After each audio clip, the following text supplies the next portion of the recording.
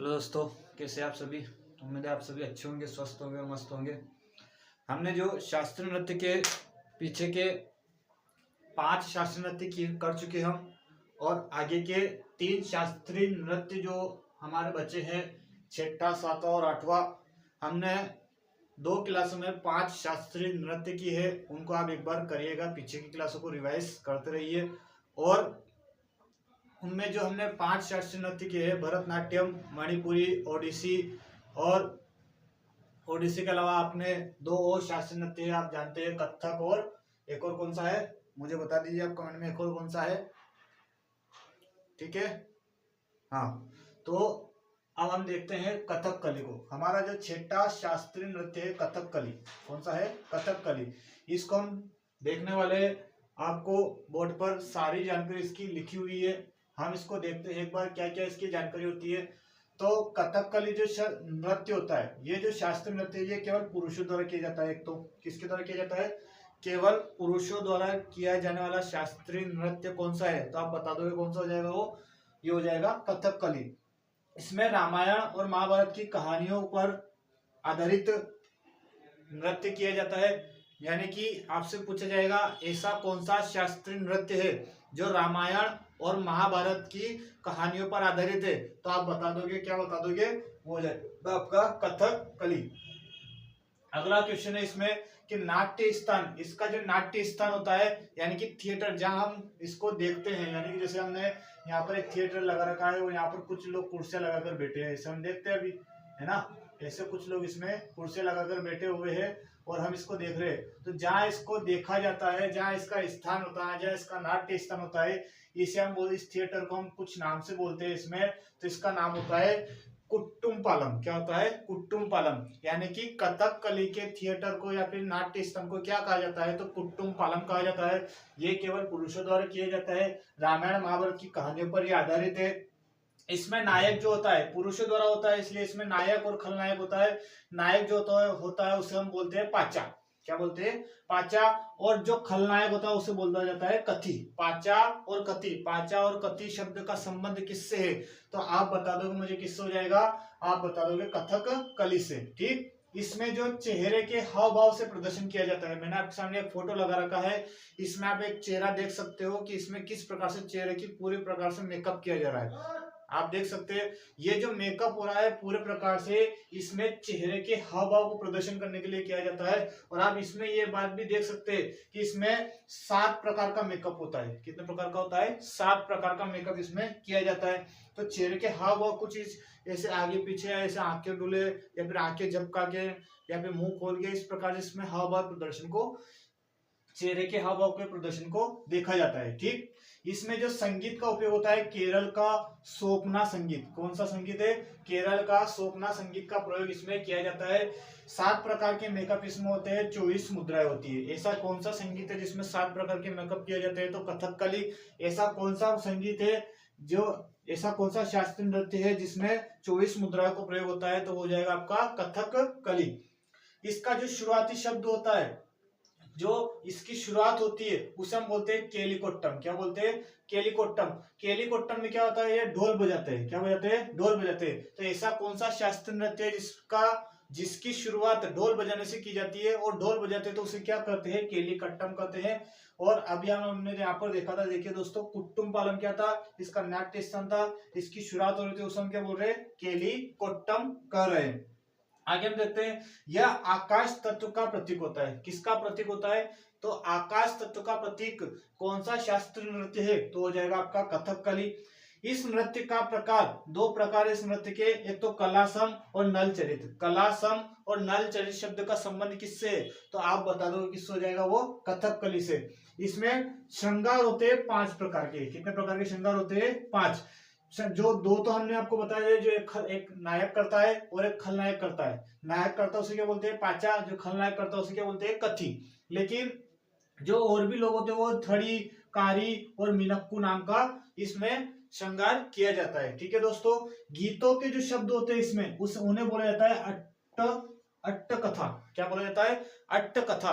केरल में अट्ट ट जिसमें भी आएगा तो आप कहाँ लगा दोगे फट से, केरल। लेकिन कुछ शब्द ऐसे होते हैं जो और भी राज्य में आते हैं, उनको हम बाकी को देख लेंगे बाद में। इसमें किस भाषा का प्रयोग किया जाता है, तो मणि प्रबलम भाषा का। किस भाषा का प्रयोग किया जाता है इसमें, मणि प्रबलम भाषा का प्रयोग कौन से शास्त्रीय नृत्य में होता है, तो कथकली में होता है। मणि प्रबलम भाषा जो है ये कितनी भाषाओं से मिलकर बनी हुई है, तो आपने यहाँ लिखा हुआ मलयालम और संस्कृत, मलयालम और संस्कृत। मलयालम जो भाषा है ये कहाँ की भाषा है, केरल की। यानी कि हमारा जो शास्त्रीय नृत्य है ये कहाँ का है, ये केरल का है। कहाँ का है, केरल का। और केरल का एक और शास्त्रीय नृत्य है जो हमने पढ़ा था आपको, आगे हम पढ़ेंगे उसके बारे में, मोहिनी अट्टम। आगे आ जाओ। इसमें रंग होते हैं अलग अलग चेहरे पर, और सभी रंगों को अलग अलग तरह से दर्शाया जाता है। जिसमें हरा रंग होता है वो सद्गुण और देवत्व, यानी कि सही अच्छे गुण को दर्शाता है। और देवत्व यानी कि देवता को दर्शाने वाला रंग कौन सा है, तो हरा रंग है। काला रंग जो होता है बुराई और दुष्टता को दर्शाता है। पीला रंग जो होता है संतों को दर्शाता है। लाल रंग जो होता है उसे वो बुराई को दर्शाता है। यहाँ पर बुराई और दुष्टता दोनों थी, किसमें, काले में। लाल में क्या होगी, केवल वो हो जाएगी बुराई। और सफेद रंग, सफेद दाढ़ी जो होती है वो उच्चतर चेतना को दर्शाती है। चेतना का मतलब होता है हमारी अलग अलग प्रकार की चेतनाएं होती है जिसमें हम जागृत रहते हैं अच्छी तरह से। तो जो सफेद दाढ़ी होती है वो उच्चतर चेतना का मतलब वो एकदम होश आवाज में इस प्रकार से नृत्य कर रहा है, ताकि क्योंकि वो मुंह, हमने क्या बोला इसमें, क्योंकि इसमें हाव भाव जो दिखे जाते हैं, किसके, चेहरे के हाव भाव देखे जाते हैं, तो चेहरे को एकदम खुशनुमा रखना पड़ता है इसमें। तो इसलिए इसमें क्या करते हैं, सफेद दाढ़ी को किससे दर्शाते हैं, उच्चतर चेतना से दर्शाते हैं। देखिए दोस्तों एक बार और इसका हम रिवाइज कर लेते हैं। छोटा सा है, कुछ ज्यादा बड़ी बात नहीं। एक बार यदि आप देखते हो और मन से एकदम दिल से इसको पढ़ाई करते हो तो आपको बहुत जल्दी ये याद हो जाएगा। एक बार इसे अपने नोटबुक में लिखिए और अब देखिए कि हम आगे और इसमें क्या कर सकते हैं। एक बार इसको देखते हैं, हमने क्या पढ़ा इसमें, यह केवल किसके द्वारा होता है, तो पुरुषों द्वारा। रामायण महाभारत की कथाओं, रामायण और महाभारत की कहानियां किस पर आधारित है, तो कथकली पर। ये नाट्य स्थान क्या बोलते हैं इसको, तो इसको बोलते हैं कुट्टुम पालम। क्या बोलते हैं, कुट्टुम पालम। नायक को पाचा कहते हैं, खलनायक को कथी कहते हैं। और हमने इसमें क्या कहा है, इसमें चेहरे के हाव भाव को प्रदर्शन किया जाता है, ठीक है। और आगे इसमें हम देखते हैं तो इसमें कितने वाद्य यंत्र होते हैं, इसमें वाद्य यंत्र होते हैं 3। कितने होते हैं, 3। तीनों वाद्य यंत्र आपके लिए वेरी आईएमपी है। वाद्य यंत्र कौन कौन से है, तो इडक्का, चिंदा और मंडाला। इडक्का, चिंदा और मंडाला शब्द का प्रयोग कौन से शास्त्रीय नृत्य में किया जाता है, तो आप बता दोगे कौन सा शास्त्रीय नृत्य है, वो कथकली, ठीक है दोस्तों। आगे देखते हैं, इसमें 7 प्रकार का मेकअप हो गया। और शुरुआत कैसे हो रहा था इसका, कलिकोट्टम से। शुरुआत कैसे की जा रही थी, कलिकोट्टम से। ढोल जो आपका कलिकोट्टम है उसे ढोल बजाने से इसकी शुरुआत हो रही थी। और यह किसका तत्व, किस तत्व का प्रतीक है, तो आकाश तत्व का प्रतीक। कौन सा शास्त्रीय नृत्य है, वो आप बता दोगे कौन सा हो जाएगा, कथकली। नृत्य का प्रकार कितने होते हैं, 2 होते हैं, कला, समूह, नल चरित्र। मैंने रग इसमें आपको बता दी है। इसमें एक भाषा वेरी आईएमपी शब्द है। कौन सी भाषा का प्रयोग किया जाता है, तो मणि प्रबलम भाषा का प्रयोग किसमें किया जाता है, तो आप बता दोगे कथकली में। 5 प्रकार के श्रृंगार हो गए। और हरा रंग, इसमें मेन रंग आएगा आपका दाढ़ी वाला। सफेद दाढ़ी किसके लिए प्रसिद्ध है, तो उच्चतर चेतना के लिए, ठीक है दोस्तों। अब हम देखते हैं इसके बाद वाला जो नेक्स्ट वाला शास्त्रीय नृत्य उसको हम देखते हैं। चलिए दोस्तों, अगला जो हमारा शास्त्रीय नृत्य आता है वो आता है हमारा मोहिनी अट्टम। मोहिनी अट्टम की जानकारी हमने ली थी पहले भी। मोहिनी अट्टम कहाँ का शास्त्रीय नृत्य है, तो केरल का है। केरल का ये शास्त्रीय नृत्य है। केरल का एक हम पहले पढ़ चुके हैं, इससे पहले हमने जो किया है, इससे पहले कौन सा शास्त्रीय नृत्य किया आपको अभी बताया मैंने। इससे पहले जो किया है आपका कथकली, ठीक है, उसको हमने देखा है। अब हम देखते हैं मोहिनी अट्टम को। मोहिनी अट्टम क्या होता है, इसमें जो मोहिनी शब्द है आगे का, ये किससे संबंध रखता है, तो सुंदर स्त्री से। और ये अट्टम शब्द किससे रखता है, तो नृत्य से, ठीक है दोस्तों।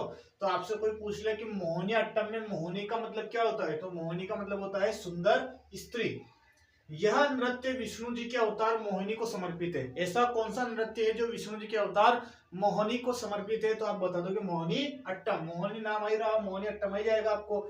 यह एक महिला द्वारा किया जाता है, केवल एक महिला द्वारा किया जाने वाला नृत्य कौन सा हो गया, वो हो गया मोहिनी अट्टम। इसमें क्या करते हैं, बालों में, के नहीं है, बालों में चमेली के सफेद फूल बालों में क्या लगाते हैं, चमेली के सफेद फूल लगाकर डांस किया जाता है, नृत्य किया जाता है। इसमें केरल की कसाबू साड़ी, केरल की कौन सी साड़ी है, तो कसाबू साड़ी। क्वेश्चन आएगा दोस्तों आपसे कि कसाबू साड़ी का संबंध कहां से, कौन से राज्य से या फिर कौन से नृत्य से है, तो आप बता दोगे नृत्य कौन सा है, वो कथक, मोहिनी अट्टम, और राज्य कौन सा हो जाएगा, केरल।